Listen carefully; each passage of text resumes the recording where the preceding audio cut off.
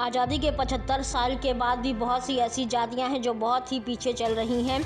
अगर उनको थोड़ा बहुत आरक्षण देकर उठाया जा सके तो उनको समाज में अधिकार दिया जा सकता है, तो उसमें कोई गुरेज नहीं होना चाहिए। उक्त बातें रियाजुल हसन, सचिव शहर कांग्रेस कमेटी ने अपने आवास रहमत नगर पर प्रेस वार्ता के दौरान कही।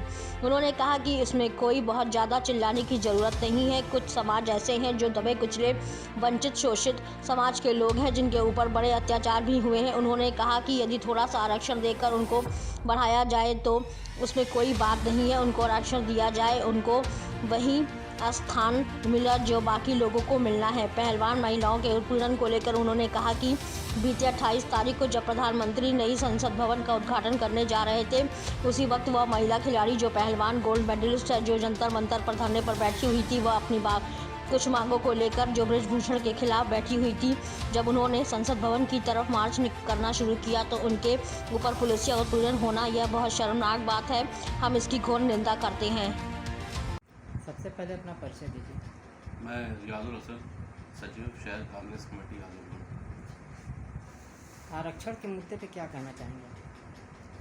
देखिए, आज़ादी के 75 साल के बाद भी बहुत सी ऐसी जातियां हैं जो बहुत ही पीछे चल रही हैं। तो अगर उनको थोड़ा बहुत आरक्षण दे करके उठाया जा सके, थोड़ा सा उनको भी समाज में अधिकार दिया जा सके, तो इसमें कोई गुरेज नहीं होना चाहिए। इसमें कोई ऐसा बहुत ज़्यादा चिल्लाने की ज़रूरत नहीं है, क्योंकि ये कुछ समाज ऐसे हैं जो कि बहुत पहले से ही दबे कुचले समाज हैं, वंचित समाज है, शोषित समाज है, बड़े अत्याचार भी हुए हैं। ये सब बहुत सी सारी इस तरह की बातें हैं जो कि पढ़ने को, देखने को, सुनने को मिलती हैं।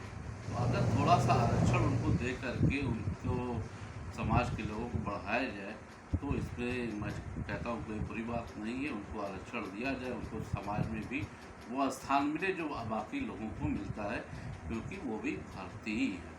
अच्छा, बीते दिनों जो पहलवान महिलाओं के ऊपर जो है पुलिसिया उत्पीड़न किया गया, उसके बारे में क्या कहना चाहेंगे?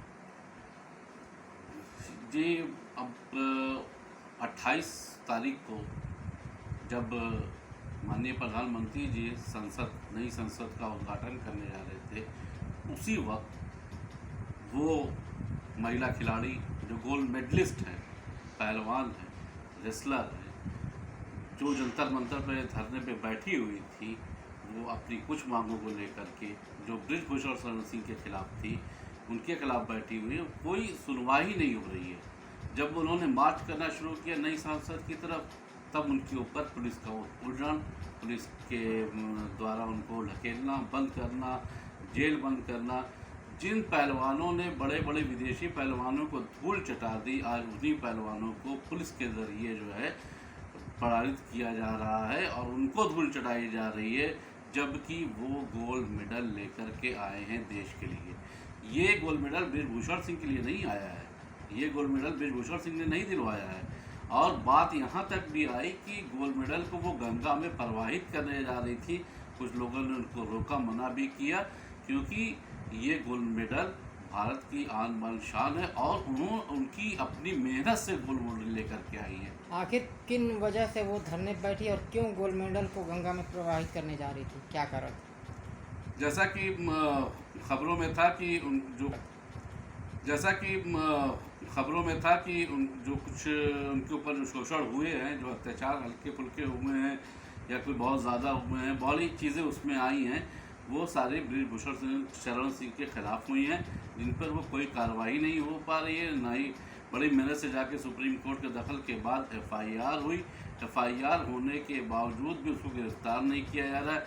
उस दिन संसद उद्घाटन में मौजूद था, तो कम से कम प्रधानमंत्री को पूछना तो चाहिए था कि आखिर वजह क्या है, क्यों तुम्हारे खिलाफ हैं लोग, और इसलिए जो है वो धरने पे बैठी हुई थी, क्योंकि अभी तक कोई भी इंसाफ उनको नहीं मिला है। अच्छा, संसद भवन के उद्घाटन के दौरान द्रौपदी मुर्मू जी, जो राष्ट्रपति और उपराष्ट्रपति जी, नहीं पहुंचे, प्रधानमंत्री ने उद्घाटन किया, क्या वजह है? देखिए, हमारे नेता माननीय राहुल गांधी जी का बहुत साफ स्टैंड था। उन्होंने एक ही लाइन इस पर कही है, वो कही थी कि वाई नॉट महामहिम, यानी आज महामहिम क्यों नहीं, बस इतना ही पूछा था। बाकी विपक्ष ये कहने लगा कि आप बायकॉट कर रहे हैं ना, बायकॉट क्यों करेंगे, जो अच्छी चीज़ बनी उसका कोई बायकॉट नहीं कर रहा था। बस ये सवाल रखा गया था कि महामहिम से उद्घाटन क्यों नहीं करवाया जा रहा है। इससे पहले जब शिलान्यास हुआ था तो कोविंद जी को भी नहीं पूछा गया, वो भी महामहिम थे, राष्ट्रपति थे उस पीरियड में। उसके बाद इधर भी नहीं पूछा गया और इन लोग को बुलाया भी नहीं गया, धनखड़ जी को भी नहीं बुलाया गया, ये उपराष्ट्रपति हमारे हैं, और हमारी महामहिम को भी नहीं बुलाया गया। ये जो है वो मेरे हिसाब से गलत है। संविधान के हिसाब से अगर देश का प्रथम नागरिक राष्ट्रपति होता है तो उद्घाटन भी महामहिम से ही करवाना चाहिए था।